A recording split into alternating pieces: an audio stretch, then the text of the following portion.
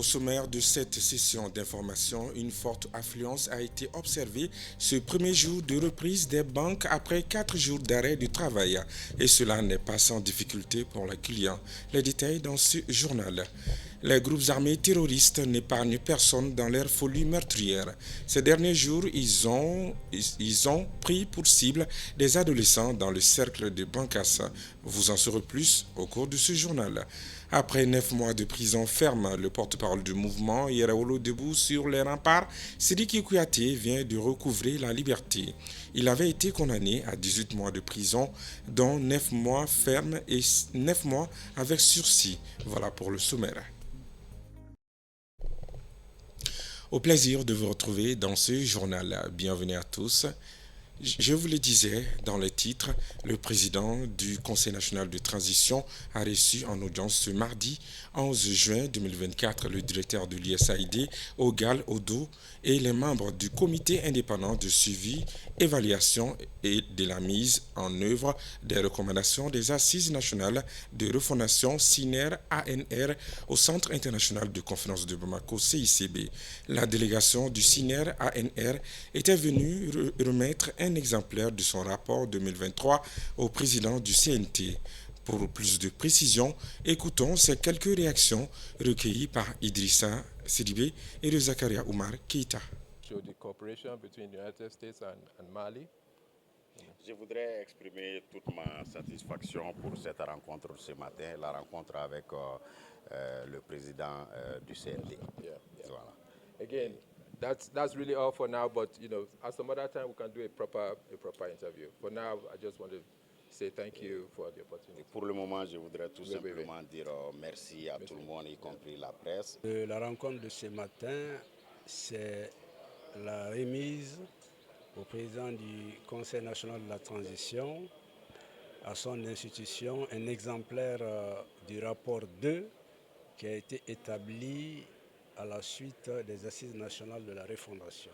Aujourd'hui, nous avons souhaité transmettre à l'institution faiseur de la République, le Conseil national, parce que c'est cet organe qui traduit les faits et les actes en législation.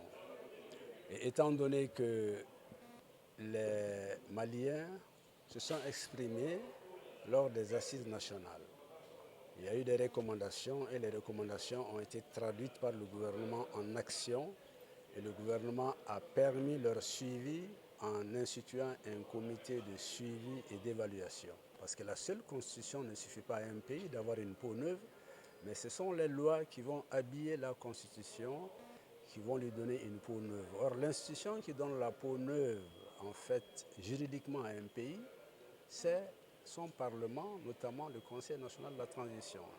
Et nous avons trouvé que c'est de bon droit qu'il faut venir ici commencer à remettre à M. le Président du Conseil national de la transition des exemplaires pour les conseillers. Nous rencontrer pour discuter en profondeur, point par point, sur les 517 recommandations, comment leur mise en œuvre se feront ou comment les mises en œuvre de certaines recommandations ont été faites.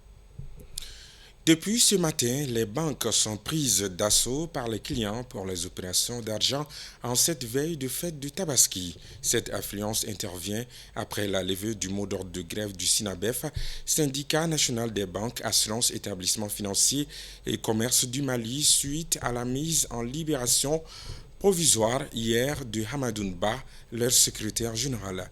Notre reporter Bakari M. Sidibé a fait le tour de quelques banques dans le district de Bamako, suivant son compte-rendu.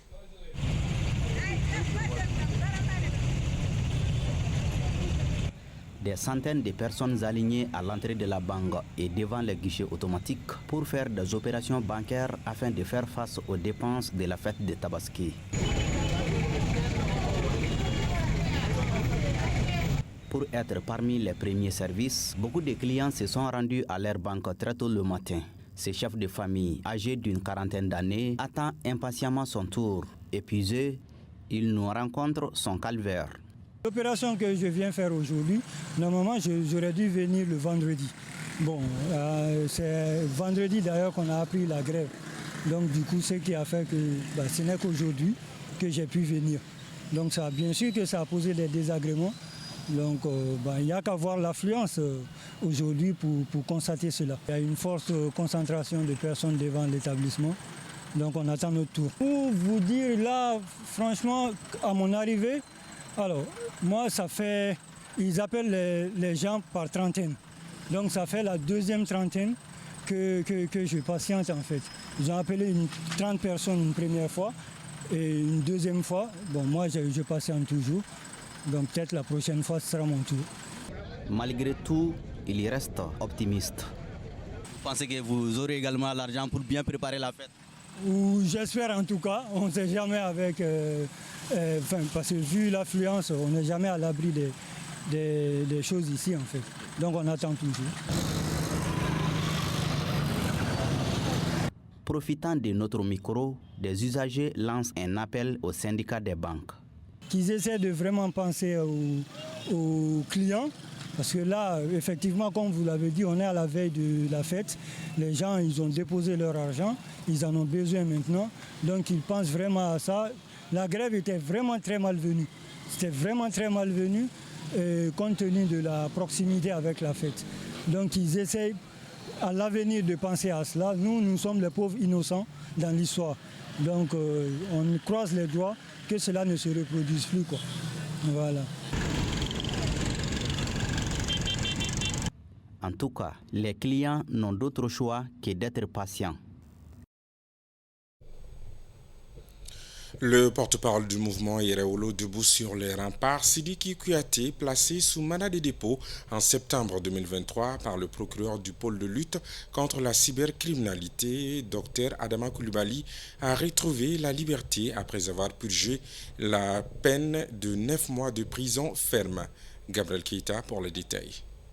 Le lundi 11 mars dernier, le porte-parole du mouvement Yereolo debout sur le rempart, Sidiki Kouyaté, a comparu devant le parquet du pôle national de lutte contre la cybercriminalité. Selon le délibéré, Sidiki Kouyaté a été condamné à 9 mois d'emprisonnement ferme et 9 mois avec sursis. En ajoutant la durée de la détention provisoire, Sidiki Kouyaté a bouclé aujourd'hui la peine de 9 mois d'emprisonnement ferme et a logiquement recouvert sa liberté. Il reste toutefois sous la menace de la justice, car le sursis continue. Ainsi, il se trouve limité non seulement dans ses mouvements, mais aussi et surtout dans les activités de Yereolo, qui a d'ailleurs perdu son dynamisme depuis l'arrestation et l'emprisonnement de ses deux principaux leaders. D'ailleurs, son chef Adama Diaradi Ben le Cerveau est toujours en détention à la prison de Kenyuruba.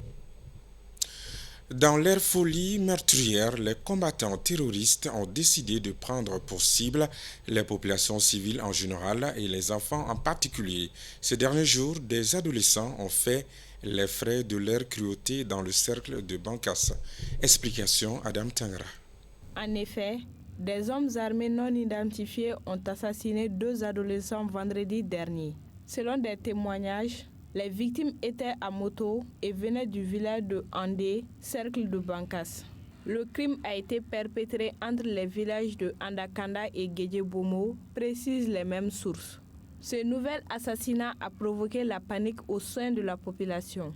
Le lendemain de l'acte, certains paysans n'ont pas pu se rendre dans leurs champs par peur d'être pris pour cible par les terroristes. Ils demandent aux autorités de sécuriser les localités durant cette période hivernale.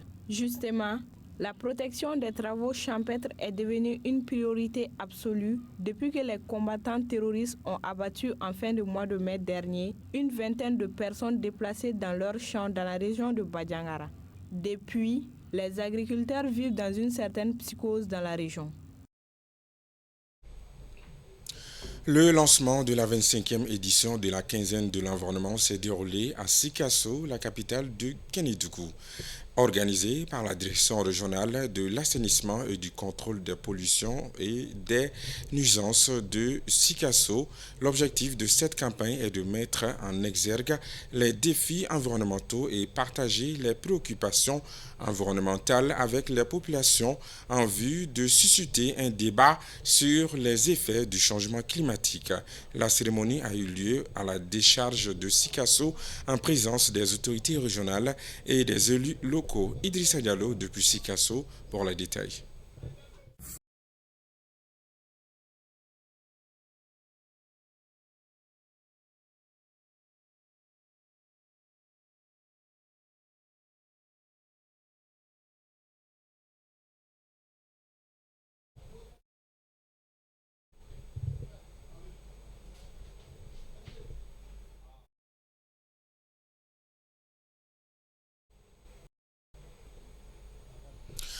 Ce lundi 10 juin 2024, le président de la Chambre de commerce et d'industrie du Mali a effectué une visite au parc des expositions de Bamako où se tient depuis le 6 juin 2024 la grande foire de Tabaski dénommée Céliba Sougou.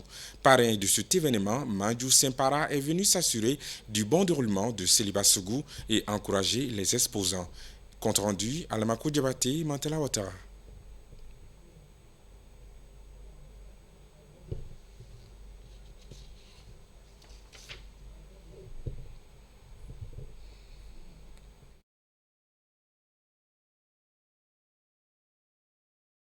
Former un noyau de productrices de des abayas, des basins, des habits d'hommes, tout, un peu de tout en fait. Des chaussures d'hommes, comme vous voyez.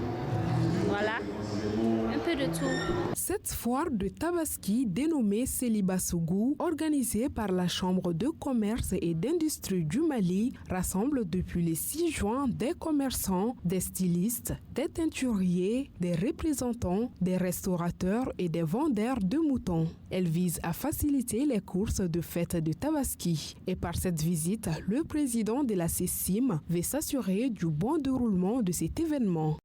Nanango il faut que ngana senjo kana farin laje dawara Céliba Sougou de kama pour que femme se ka noya population chugumna nyinendo berajelen fe mo be ni kanga se ka participer kana pour que noya se ka soro chugumna.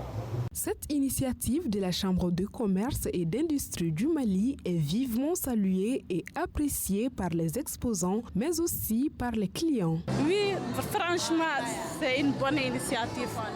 Je suis vraiment satisfaite. Bon, je vous invite tous à venir ici. Vraiment, tout est cool ici, quoi. Les prix sont tellement abordables. En plus, c'est même pas cher. C'est bien, c'est bien. C'est promouvoir les produits, c'est bien. Pour la fête de Tabaski, c'est uniquement pour les viandes. On a des épices accompagnées avec viande, rien à dire. La foire de Tabaski, dénommée Céliba Sougou, est un espace propre, organisé et sécurisé pour acquérir les moutons et autres articles pour la fête de Tabaski avec un parc d'attractions pour les enfants, les jeunes et adultes. Elle se tient du 6 au 22 juin 2024. Sport, football, la finale de la Coupe Fodé Koné a eu lieu le dimanche 9 juin 2024 au terrain Cabral de Bako Djikroni à Seye. Et c'est le FC Dakan qui s'est imposé sur le score de 4-3 face au FC Pro et s'adjugeait le trophée de la première édition de la Coupe Fodé Koné. C'était en présence du parrain Fodé Koné, son grand frère Ousmane Koné et plusieurs invités de marque parmi lesquels Koma Diabaté. Nous vous proposons d'écouter quelques réactions après la finale. Pour une première GP, ça a été une réussite. Ils ont joué dans le fair play, surtout pour la finale, le meilleur à gagner. Je suis très content. J'espère que ça sera perpétuel. Là, tant que la vie est, on continuera à encourager la jeunesse. Parce que c'est une jeunesse vraiment qui respecte. C'est ça qui a fait que j'ai mis cette coupe entre les jeunes des Bako Djikroni et puis avec des éco-barrières. Vraiment, l'engouement a dépassé moins des attentes. Je peux dire que merci à la jeunesse, merci à la jeunesse, merci à la jeunesse. J'espère que tant qu'il y a la vie, après, ce sera une continuité, j'espère. Voilà, bon, les couples là, on l'a fait pour ça, pour ça. Au lieu que les enfants partent de gauche à droite, faire de n'importe quoi, quand on a commencé la coupe, j'ai vu l'engouement, j'ai vu tous les matchs ont été, le terrain était rempli, le terrain était rempli dans tous les matchs. Je demande aux jeunes vraiment de ne pas aller vers les trucs qui peuvent les détruire. Le sport. Merci. À noter que le FC Dakan, vainqueur, a eu 100 000 francs plus un jeu de maillot, tandis que le FC Pro va se consoler avec 50 000 francs CFA plus un jeu de maillot. Le meilleur buteur, meilleur joueur, meilleur gardien ont eu chacun 20 000 francs CFA et 40 000 francs CFA pour l'équipe Fair Play.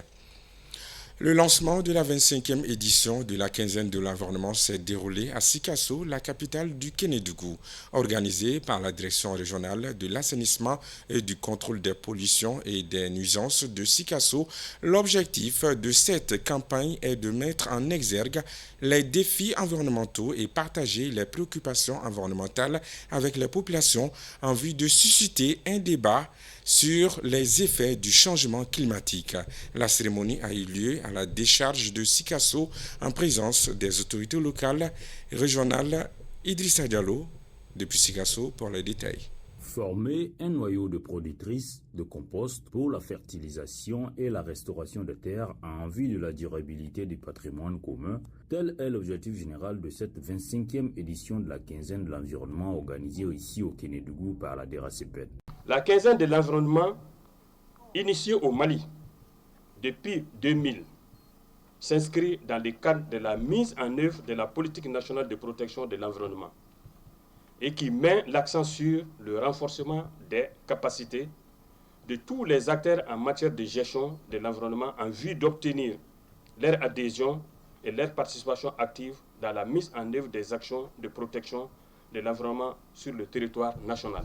Les autorités locales ont salué l'initiative de la DERACEPEN de Sikasso qui a surtout vu la participation d'une quinzaine de femmes. La commune urbaine de Sikasso est heureuse d'accueillir cette cérémonie de lancement de la quinzaine de l'environnement, placée sous le thème de la restauration des terres, la désertification et j'en passe. La quinzaine de l'environnement dans la région de Sikasso se passe à un moment où notre région, à l'instar des autres régions de notre pays, connaît une amélioration de la situation sécuritaire grâce à l'engagement et au dévouement de nos forces de défense et de sécurité. Il n'est plus à démontrer aujourd'hui que nous sommes tous et toutes tributaires de la santé de notre planète. La qualité de l'eau que nous buvons, des aliments que nous mangeons et de l'air que nous respirons dépend de la protection du milieu naturel.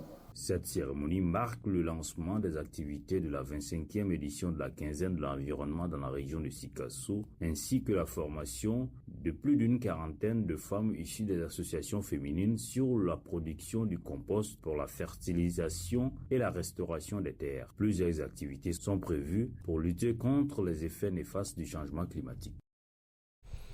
C'était là l'essentiel des informations à retenir dans ce journal. Merci à vous de l'avoir suivi avec attention. Excellente soirée à tous. À très bientôt.